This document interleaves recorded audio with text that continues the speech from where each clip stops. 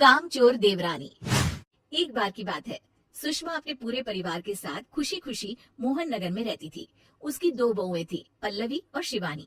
एक दिन दोनों बहुएं रसोई में काम कर रही होती है कि तभी उनकी सास सुषमा उन्हें बुलाती है। अरे बहू, जरा इधर तो आना। शिवानी, जरा जाकर देखना सासू माँ क्या कह रही है। दीदी आप ही देख लो ना जाकर, आपको भी तो सुनाई दे रहा है। अरे मैं आटा गूंद रही हूँ ना, तुम चली जाओ। हाँ तो मैं भी तो सब्जी काट रही हूँ ना दीदी। अरे बहू जल्दी आओ।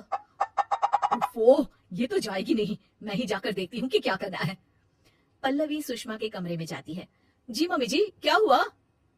शाम को घर पर कुछ मेहमान आने वाले हैं, तो तुम अच्छा सा खाना बना लेना बहू। ठीक है मम्मी जी, आप बता दीजिए क्या क्या बनाना है और कितने लोग आ रहे हैं। सुनील की मौसी जी और उनका पूरा परिवार आ रहा है। कुल मिलाकर 3 लोग और हमें मिलाकर हुए 9 लोग। तो अभी से ही तैयारी करना शुरू कर दो। और हाँ, घर की सफाई भी कर देना, हाँ अच्छे से। जी मम्मी जी, सब काम हो जाएगा, आप चिंता मत कीजिए। पल्लवी शिवानी को घर में मेहमान आने वाले हैं इसके बारे में बताती है। क्या 9 लोगों का खाना बनाना होगा, घर की सफाई करनी है? बाप रे, सासू माँ ने तो हमें घर की नौकरानी ही समझ कर रखा है। ऐसा नहीं बोलते शिवानी, हम इस घर की बहू हैं और घर के काम करना हमारा फर्ज है। दीदी तो है ही सासू माँ की चमची, जब देखो सासू माँ सासू माँ। मैं तो इतना सारा काम नहीं करने वाली। शिवानी कपड़े लेकर गमला साफ कर रही होती है और चक्कर आने का नाटक करने लगती है।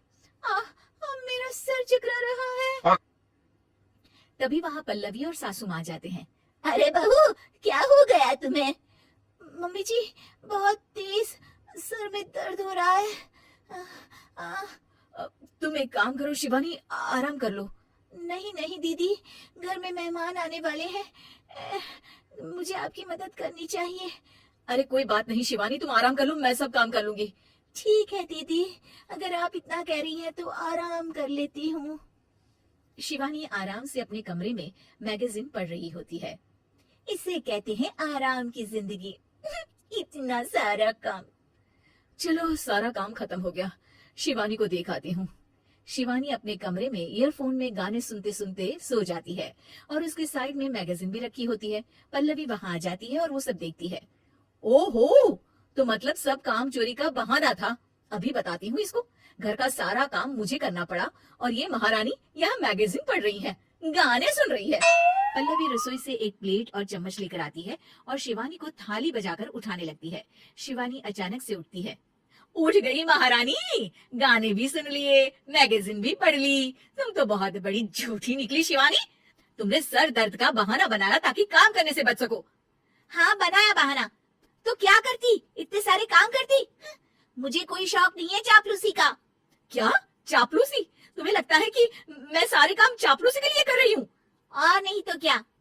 तभी वहाँ सासू माँ आ जाती हैं। अरे बहू, वो लोग बस आने ही वाले हैं, तुम तैयारियां कर लो। जी सासू माँ, तुझे तो मैं बाद में देखती हूँ। सब खाना खाने बैठते हैं और खाना शुरू करते हैं। तभी सुनील की मौसी बोलती है। वाह भाई वाह, खाना तो बहुत ही अच्छा बना है सुषमा जी, एक एक चीज में क्या स्वाद है। ये सुनकर शिवानी मुंह बना लेती है। उसे अपनी जेठानी की इतनी तारीफ रास नहीं आती। आपकी बहुएं तो बहुत ही अच्छा खाना बनाती हैं। हाँ बनाती तो दोनों ही अच्छा है, पर आज ना ये सारा खाना बड़ी बहू ने बनाया है।